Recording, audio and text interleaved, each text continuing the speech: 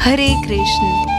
आज आपके अपने चैनल कथा पुंज की एकादशी व्रत कथा श्रृंखला में षटतिला एकादशी का वर्णन करने का प्रयास करते हैं। माघ मास कृष्ण पक्ष 2024 में षटतिला एकादशी का व्रत 6 फरवरी को किया जाएगा। एकादशी की तिथि प्रारंभ होगी 5 फरवरी शाम 5:24 से और एकादशी की तिथि समाप्त होगी 6 फरवरी शाम 4:07 पर। षटतिला एकादशी के व्रत के पारण का उत्तम समय होगा 7 फरवरी प्रातः 7:06 से 9:18 पर। व्रत या उपवास का तात्पर्य इंद्रियों की तृप्ति के कारणों से मुक्त रहना है, जिससे हमारे लिए ईश्वर की भक्ति का मार्ग प्रशस्त हो। भगवान श्री कृष्ण जी का प्रेम पाने के लिए माघ मास के कृष्ण पक्ष में आने वाली षटतिला एकादशी का पालन अवश्य करना चाहिए। पाप हरण करने वाली मंगलकारी एकादशी षटतिला एकादशी में तिलों का 6 प्रकार से प्रयोग किया जाता है। सबसे पहले तिल से स्नान करना, दूसरा तिल के उपटन का प्रयोग करना, तीसरा तिल से होम करना, चौथा तिल से तर्पण करना, पांचवा तिल युक्त भोजन करना, छठा तिल का दान करना। यह 6 प्रकार के तिलों का प्रयोग पापों को नाश करता है, इसी कारण इसका नाम षटतिला एकादशी है। एक बार की बात है, ऋषि दालभ्य जी ने मुनिश्रेष्ठ पुलत्स्य जी से पूछा, हे मुनिश्रेष्ठ, मृत्युलोक में रहने वाले जीव पाप कर्मों में लिप्त हैं, उनके सभी पापों का शमन करने के लिए कोई उपाय बताइए। पुलत्स्य ऋषि जी कहते हैं, हे महाभाग, आपने लोकहित के लिए बहुत उत्तम प्रश्न पूछा। सुनिए, स्नान के पश्चात शुद्ध भाव से अपने पापों के लिए क्षमा याचना करते हुए भगवान श्री हरि विष्णु जी की पूजा करें। हवन, पूजन, कीर्तन और रात्रि जागरण द्वारा भगवान के भक्तियुक्त कर्म करने चाहिए।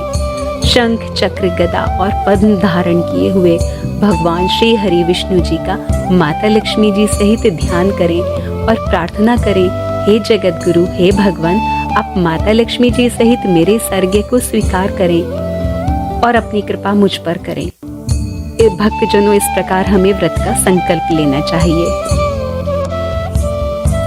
आइए षटतिला एकादशी की कथा सुनते हैं। एक बार की बात है, देव ऋषि नारद जी भगवान श्री कृष्ण जी को प्रणाम करते हुए षटतिला एकादशी के पुण्य और कथा सुनने के लिए विनती करते हैं। करुणा में भगवान श्री कृष्ण जी बोले, हे नारद, मैं तुमसे एक कथा कहता हूँ, ध्यान से सुनो। प्राचीन काल में मृत्युलोक में एक ब्राह्मणी रहती थी। वह पूर्णमास व्रत में लगी हुई सदा मेरी भक्ति करती थी।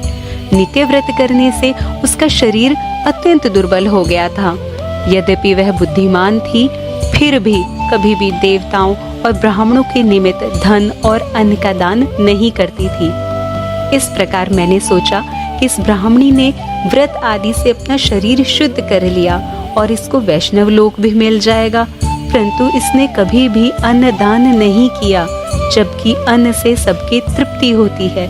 ऐसा सोचकर मैं मृत्यु लोक में गया और ब्राह्मणी के यहाँ भिक्षुक बनकर भिक्षा मांगने लगा। ब्राह्मणी बोली, आप यहाँ किस लिए आए हैं? मैंने कहा, मुझे भिक्षा चाहिए। उसने मुझे एक मिट्टी का पिंड दे दिया। मैं चुपचाप उसे लेकर लौट आया। कुछ समय बीतने पर ब्राह्मणी भी शरीर त्याग कर स्वर्ग को आई।